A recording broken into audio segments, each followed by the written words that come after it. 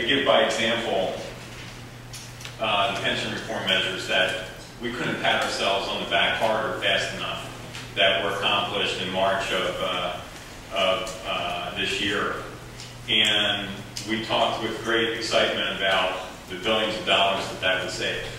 And then literally as the months went by and the budget progressed, no payment was made to the pension, and all of the rightful progress that was made in pension reform was immediately wiped out, in fact added to the burden by the failure to make that payment. The governor is again, rightfully so, talking about further pension reforms. And those pension reforms are critically important because the system, while broken, is not irreparably broken. And as we heard from the Department of Pensions, it can be fixed with 5 good years on the market of 7 or 8% returns, combined with pension reform, but yes, with the need to make a payment. And I think that we can't lose sight of the fact that there are many components to this.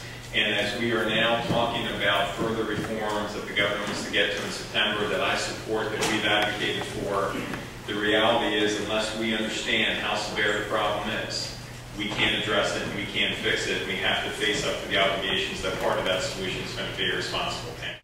The structural deficit calculation does not contain a prediction of likely expenditures nor a prescription of appropriate spending. It would be inappropriate for OLS to offer either of those. It is nothing more nor less than our best effort to answer the question posed. There were recommendations that Governor Corzine resign because of numbers being so projected and so off. I think looking at this year's budget, what I'm concerned about is that there's been such hoopla that we cut $11 billion last year by the failure to make $3.1 billion of it was the elimination of making a pension payment. Have you ever seen a more painful year than this year? The 2001 budget was a very difficult one. The one that Governor McGreevey walked into was a very difficult one. But in terms of sheer magnitude of the gap, we've had nothing like we've had in the last 2 years.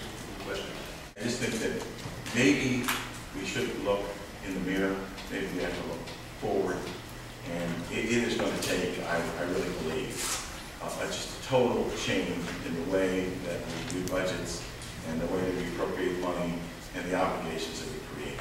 And I think we're going to have to relook at the obligations that are listed on the sheet here and say, actually, in the foreseeable future, there's no way other than changing legislation on these commitments that is going to be able to allow us to reduce these expenditures or these commitments or these structural deficits. But when I hear the treasurer say that he's prepared for the $512 million payment and then the governor say not so fast, and I hear the governor say we're not going to make a payment to a system that's broken, well, the system is broken. And when we can't even make a $512 million payment over a 1/7 period growth plan to try to get us back to funding while we are working on pension reform, I think hearings like this are important so that the governor and the front office can hear from Republicans like you and Democrats like me that, look, we did pension reform. And I know we advocated during that pension reform that the state had to make a responsible payment or the reform is worthless. So, you know, they need to hear from Republicans and Democrats alike from an equal branch of government that the system is broken. We're willing to work with you on reform, but by God, you got to make a payment.